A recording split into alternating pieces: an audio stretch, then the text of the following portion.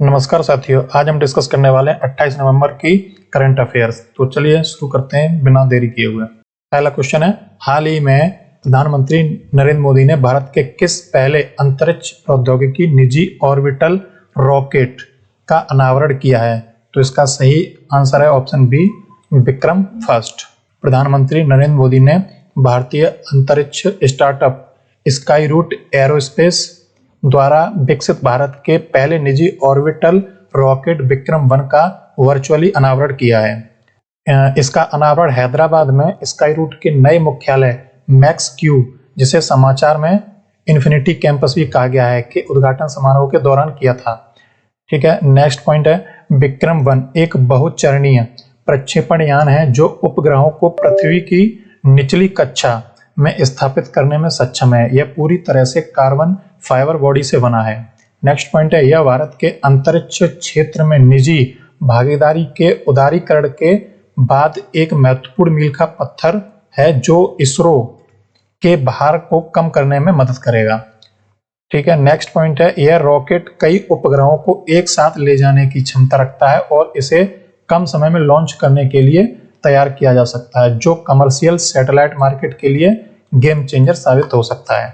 Next question है, किस भारतीय शहर को राष्ट्रमंडल खेल 2030 कॉमनवेल्थ गेम 2030 की मेजबानी के लिए चुना गया है? तो इसका राइट आंसर है ऑप्शन सी, अहमदाबाद। अहमदाबाद शहर को चुना गया है। इसकी व्याख्या देखते हैं। कॉमनवेल्थ गेम फेडरेशन ने 2030 के राष्ट्रमंडल खेलों की मेजबानी भारत के अहमदाबाद शहर को सौंपी है। इसका ऐतिहासिक संदर्भ देखते हैं तो यह दूसरा मौका होगा जब भारत इन खेलों की मेजबानी करेगा। इससे पहले 2010 में नई दिल्ली में कॉमनवेल्थ गेम आयोजित किए गए थे। नेक्स्ट पॉइंट देखते हैं, अहमदाबाद में दुनिया का सबसे बड़ा cricket stadium Narendra Modi stadium और नवनिर्मित सरदार वल्लभ भाई पटेल स्पोर्ट्स एन्क्लेव मौजूद है, जो इसे एक आदर्श स्थल बनाता है। 2036 ओलंपिक के लिए भारत की दावेदारी को देखते हुए 2030 के कॉमनवेल्थ गेम्स का सफल आयोजन एक महत्वपूर्ण शक्ति प्रदर्शन हो सकता है। इस आयोजन से गुजरात और भारत में पर्यटन, खेल, अवसंरचना और रोजगार के अवसरों में भारी वृद्धि होने की भी उम्मीद है। नेक्स्ट क्वेश्चन है, भारत सरकार ने किन संस्थानों में 4 उन्नत क्वांटम निर्माण और केंद्रीय सुविधाओं की घोषणा की है? तो इसका सही आंसर है option B, IIT Delhi, IIT Bombay, IIT Kanpur और IISc बेंगलुरु।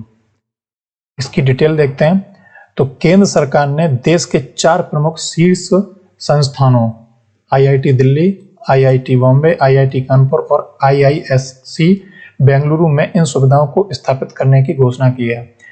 इसका मुख्य उद्देश्य क्वांटम टेक्नोलॉजी के क्षेत्र में अनुसंधान और विकास, जिसे R&D भी कह सकते हैं, को बढ़ावा देना और स्वदेशी क्वांटम कंप्यूटर और सेंसर का निर्माण करना है।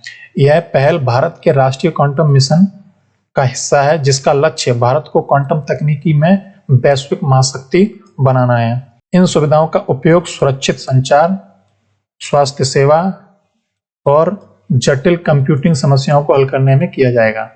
भविष्य में तकनीक पर पकड़ बनाने और चीन, अमेरिका जैसे देशों के साथ प्रतिस्पर्धा करने के लिए एक महत्वपूर्ण रणनीतिक कदम साबित हो सकता है ये। नेक्स्ट क्वेश्चन है, केंद्रीय मंत्रिमंडल ने भारत में रेयर अर्थ मैग्नेट के उत्पादन के लिए कितनी राशि की योजना को मंजूरी दी है? तो इसका सही आंसर है ऑप्शन सी, 7 या 280 करोड़ रुपए की राशि को मंजूरी दी है। मतलब डिटेल देखते हैं तो केंद्रीय मंत्रिमंडल ने घरेलू स्तर पर रेयर अर्थ मैग्नेट बनाने के लिए 7 या 280 करोड़ रुपए की एक महत्वाकांक्षी योजना को मंजूरी दी है। नेक्स्ट पॉइंट है, रेयर अर्थ मैग्नेट का उपयोग इलेक्ट्रॉनिक वाहनों जैसे EVs आजकल ज्यादा मतलब प्रचलन में है उनके लिए, और पवन टरबाइनों, मोबाइल फोन और आधुनिक रक्षा उपकरणों में किया जाता है। वर्तमान में इन चुंबकों के लिए दुनिया काफी हद तक चीन पर निर्भर है। इस योजना का उद्देश्य आयात निर्भरता को कम करना और आपूर्ति श्रृंखला को सुरक्षित करना है। ठीक है, नेक्स्ट पॉइंट है, यह निवेश न केवल उच्च तकनीकी वाली नौकरियों का सृजन करेगा बल्कि भारत में महत्वपूर्ण खनिजों के प्रसंस्करण की तकनीक को भी उन्नत करेगा। यह कदम भारत के नेट जीरो लक्ष्यों को हरित ऊर्जा संक्रमण के लिए अनिवार्य है क्योंकि ईवी मोटर्स में ये चुंबक महत्वपूर्ण होते हैं। ठीक है, नेक्स्ट क्वेश्चन है, संविधान दिवस के अवसर पर भारत ने किस शहर में स्थित यूनेस्को मुख्यालय में डॉक्टर भीमराव अंबेडकर की आवच प्रतिमा का अनावरण किया है? तो इसका सही आंसर है ऑप्शन डी, पेरिस में। डॉक्टर भीमराव अंबेडकर की प्रतिमा का अनावरण फ्रांस की राजधानी पेरिस में स्थित यूनेस्को के मुख्यालय में किया गया है। नेक्स्ट पॉइंट, यह कार्यक्रम भारत के संविधान दिवस 26 नवंबर के उपलक्ष्य में आयोजित किया गया था, जो भारतीय संविधान को अपनाने की याद दिलाता है। नेक्स्ट पॉइंट है, यूनेस्को में प्रतिमा की स्थापना डॉक्टर भीमराव अंबेडकर के सामाजिक न्याय, समानता और मानवाधिकारों के प्रति उनके योगदान को वैश्विक मान्यता मिलने का प्रतीक है। यह भारत की सॉफ्ट पावर कूटनीति का हिस्सा है, जो अंतर्राष्ट्रीय मंचों पर भारतीय महापुरुषों और मूल्यों को बढ़ावा देती है। नेक्स्ट पॉइंट है, डॉक्टर अंबेडकर को न केवल भारतीय संविधान के मुख्य वास्तुकार के रूप में बल्कि एक वैश्विक मानवाधिकार नेता के रूप में भी सम्मानित किया गया है। ये फ्रांस का मैप है, ये फिजिकल मैप है ये वाला, और ये पॉलिटिकल मैप है। इसमें देख सकते हैं कि फ्रांस अपनी सीमा को किन किन देश के साथ साझा करता है। तो ऊपर से स्टार्ट करते हैं, तो ये है बेल्जियम, लक्समबर्ग, और ये जर्मनी, और ये स्विट्जरलैंड, और इटली, स्पेन। ठीक है, बाकी इधर देखें तो ये समुद्र है, इसमें अटलांटिक ओशियन इधर है और इधर मेडिटेरियन सी। ठीक है, नेक्स्ट क्वेश्चन है, नीति आयोग द्वारा किस राज्य को भारत की अदरक राजधानी यानी जिंजर कैपिटल ऑफ इंडिया का दर्जा दिया गया है? तो इसका सही आंसर है ऑप्शन सी, मिजोरम।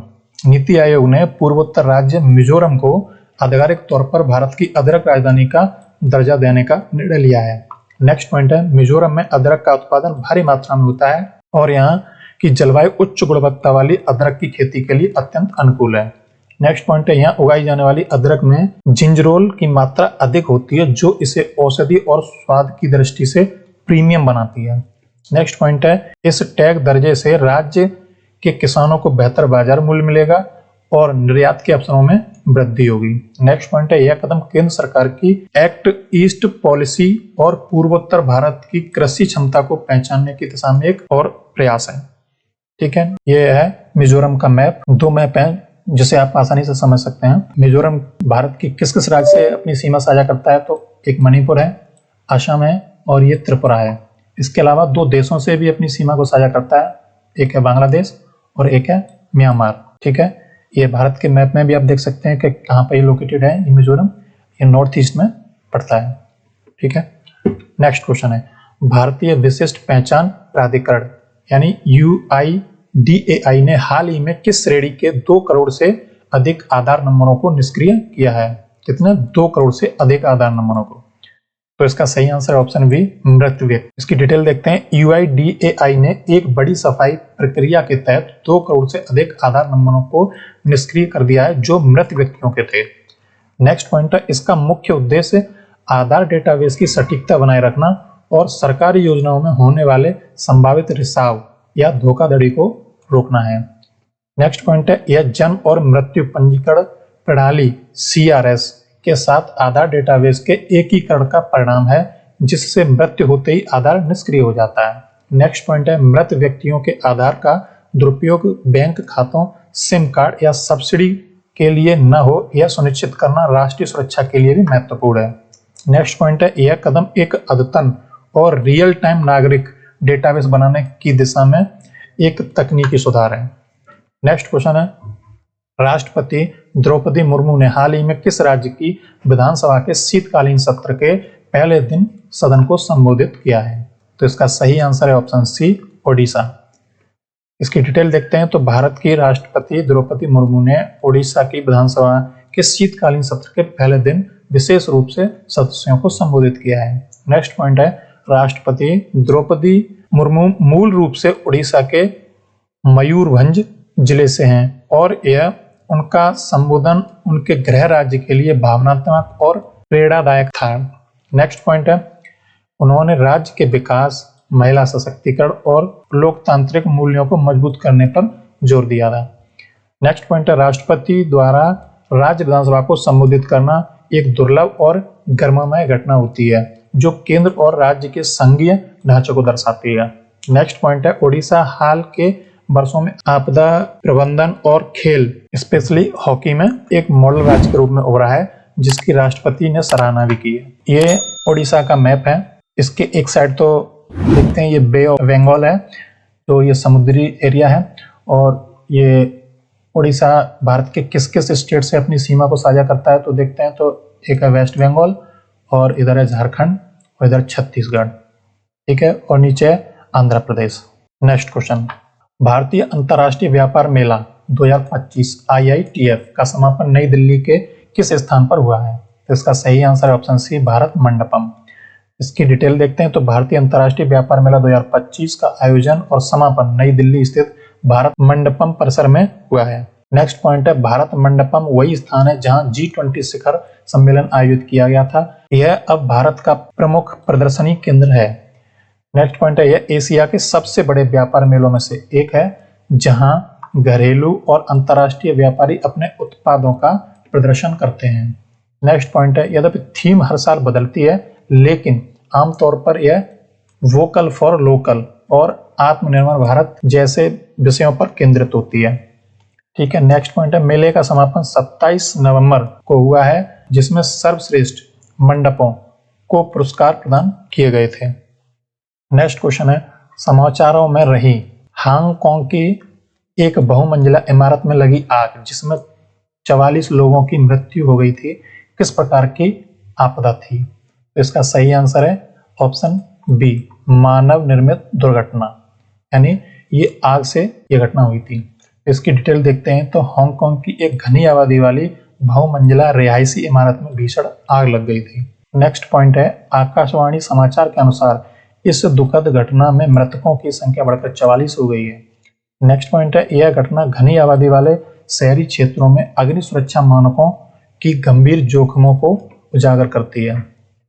नेक्स्ट है, इसे एक प्रमुख अंतर्राष्ट्रीय समाचार के रूप में कवर किया गया क्योंकि हांगकांग में ऐसी बड़ी अग्नि दुर्घटनाएं दुर्लभ हैं। नेक्स्ट पॉइंट है, स्थानीय प्रशासन और दमकल विभाग ने बड़े पैमाने पर बचाव अभियान चलाया, लेकिन इमारत की ऊंचाई और भीड़भाड़ ने बचाव कार्य को मुश्किल बना दिया था। यह है हांगकांग का मैप, आप देख सकते हैं। हांगकांग चीन से अपनी सीमा को साझा करता है। तो अगर आपको ये क्लास अच्छी लगी हो तो प्लीज़ वीडियो को लाइक करें, शेयर करें और सब्सक्राइब करें। Thanks for watching.